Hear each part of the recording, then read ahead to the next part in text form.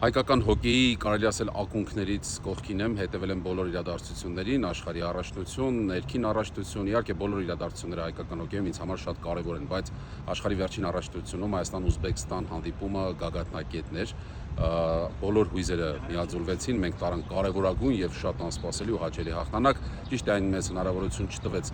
գրավելու առաջին տեղը, բայց այն ինչ կատարվեց այդ օրը իհարկե մնալու է միշտ հայկական հոկեյի պատմության մեջ որպես ամենահիշարժան իրադարձություն, ինձ համար բնականաբար բացառություն չէ, կհամարեմ Հայաստան-Ուզբեկստան հանդիպումը ամենակարևոր հանդիպումը հայկական հոկեյի համար։ Մեկնաբանի աշխատանքում կարևոր շատ գործոններ կան, 3 հիմնական գործոն կառանձնացնեմ, նախ